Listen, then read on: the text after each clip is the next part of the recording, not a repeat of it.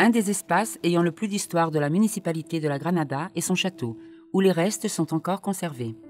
Situé sur la cime d'une petite élévation, il fait partie de la naissance de la municipalité, sachant que les origines de la Granada sont documentées depuis l'an 950, précisément quand l'évêque Guiara, un féodal à Granada, comme municipe d'Orlédola, à Sisovalt, lequel construit une tour. Il est vrai que peu d'années après, en l'an 1003, une attaque sarrasine détruit le château. 2 ans plus tard, l'archevêque Aouci commença le procès de reconstruction qui dura jusqu'en 1013.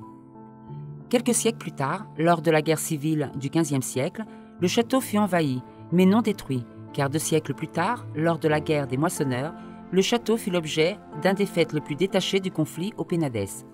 Ce fut justement dans ce château que les forces françaises gagnèrent les troupes espagnoles.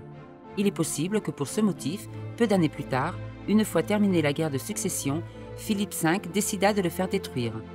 Fête où va commencer une triste période de spoliation qui dura plusieurs siècles. En fait, durant la guerre civile espagnole, se détruisirent encore quelques éléments qui étaient encore debout et les pierres du château furent utilisées pour paver une route. Concernant l'architecture, il s'agit d'un château de plan rectangulaire d'à peu près 20 mètres de longueur et 10,5 mètres de largeur. Le château avait une tour rectangulaire qui a disparu. Par contre, des murs ont été conservés ayant une hauteur de 7 mètres de façade méridionale et occidentale, quelques fragments du mur nord et 3 murs de la tour. Il faut remarquer qu'au mur nord, l'arc de mi-point d'une des 3 portes a été conservé. Et concernant la plus occidentale, un des montants, le trou de la barre et le tourillon.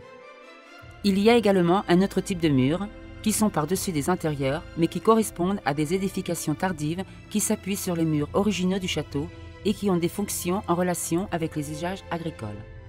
À part du château et de la muraille, un autre élément qui appartient à l'histoire de la municipalité de la Granada est la maison du Castlà, ayant relation avec le château. À cette époque féodale, l'évêque de Barcelone était le maître du château, mais il le gouvernait à travers du maire et du châtelain. Au maire correspondaient les rentes du château, les ventes et les droits. Par contre, au châtelain lui correspondait la part des rentes que le maître dédiait à la surveillance et défense du château. C'est pour cette raison que la maison du châtelain est très près du château, juste à côté de l'église. Construite entre le XIe et XVe siècle de style gothique de transition, il s'agit d'une maison résidentielle fortifiée composée d'un rez-de-chaussée, étage et grenier. Se détache de la façade un grand portail d'entrée à clous et la fenêtre de l'étage principal, architravée avec des jambages, accoudoirs et linteaux en pierre décorés avec des moulus, consoles et éléments figuratifs.